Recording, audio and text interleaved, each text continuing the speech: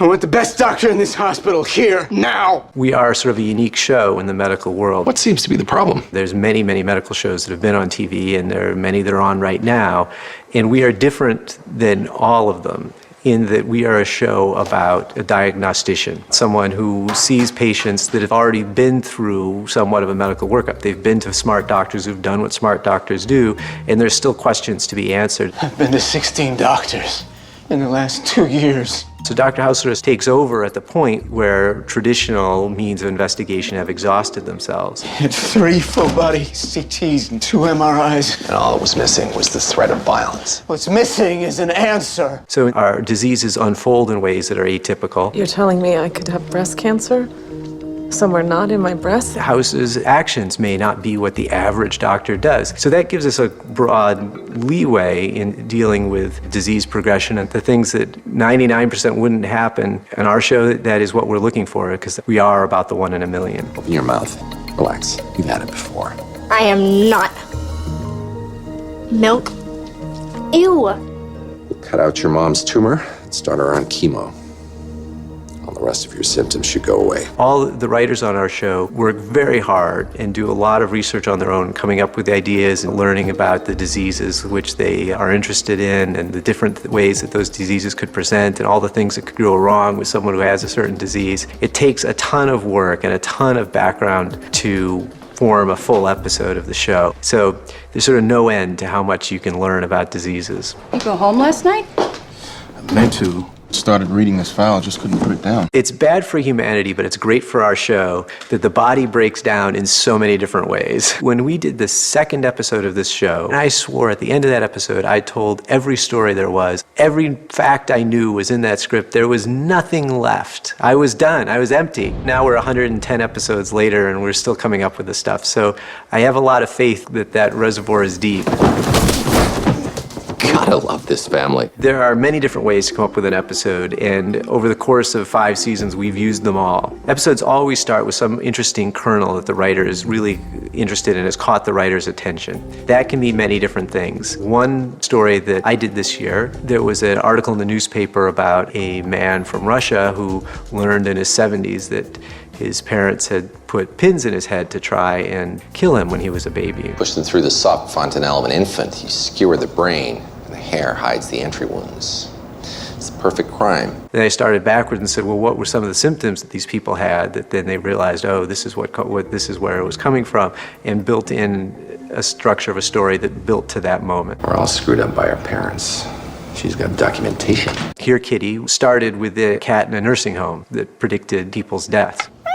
Peter Blake, who wrote that episode, thought this was a fascinating sort of beginning of a conundrum for the show. It's like Debbie's here on Earth to bring people to the other side. Is this real? Could this be real? What is the cat doing? And there were all these theories on what the cat was sensing and how the cat could do this, and was the cat really clairvoyant? I was right.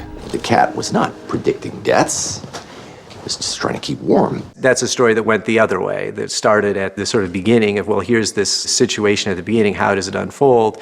And with Birthmarks, we sort of started at the end and said, here's the reveal, how do we get there? Congrats. Because of your crazy obsession with this cat, you've solved a completely trivial mystery. Completely trivial? My God.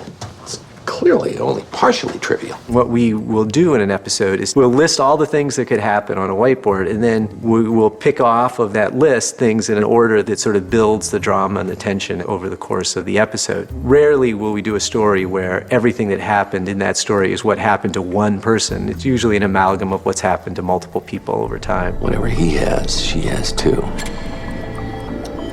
She's sleepwalking. We do have 2 brains, how the facts stack up and how do we make it entertaining.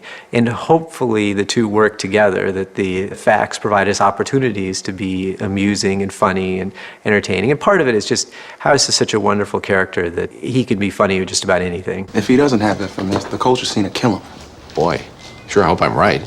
Accuracy is very important to us. David Shore and Katie Jacobs both stress that things have to be accurate. And when I'm there on set, I'm really looking at, well, does this look like what it looks like in my experience in real life? How long is it going to take?